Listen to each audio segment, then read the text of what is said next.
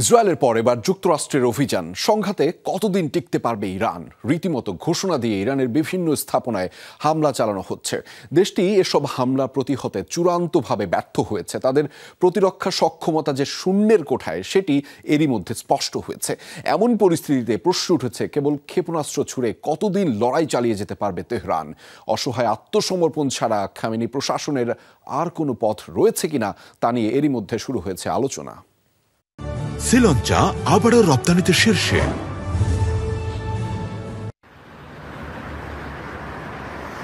মধ্যপ্রাচ্যের অন্যতম সামরিক শক্তিধর দেশ ভাবা হতো ইরানকে।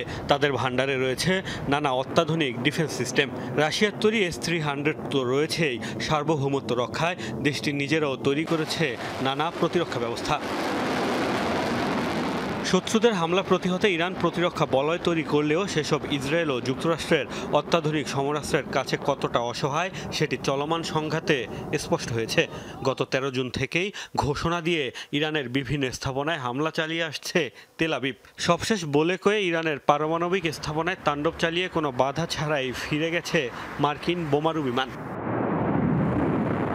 ইসরায়েলি ভূখণ্ডে মুহুর্মুহু মিসাইল ছুড়ে পাল্টা জবাব দিচ্ছে ইরান, পাচ্ছে সফলতাও।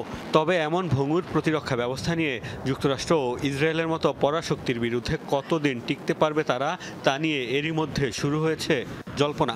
তারা একবারে হাজারটা না ছুড়ে তারা আস্তে আস্তে ছুটছে।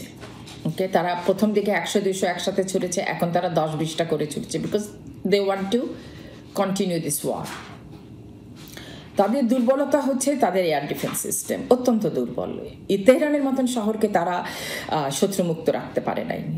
যেভাবে নির্বিঘ্নে ইরানে হামলা চালিয়ে শীর্ষ সামরিক কর্মকর্তা, পরমাণু বিজ্ঞানীকে হত্যার পাশাপাশি গুড়িয়ে দেওয়া হচ্ছে একের পর এক সামরিক ও বেসামরিক স্থাপনা, তাতে প্রশ্ন উঠছে অসহায় আত্মসমর্পণ ছাড়া দেশটির সামনে আর কোনো পথ রয়েছে কিনা। বিশ্লেষকরা অবশ্য বলছেন, মার্কিন হামলার পাল্টা জবাব দেবেই ইরান। অত্যাধুনিক প্রতিরক্ষা বলয় ভেদ করে এসব হামলা যুক্তরাষ্ট্রের খুব বেশি ক্ষতি করতে পারবে কিনা তা নিয়ে উঠছে প্রশ্ন।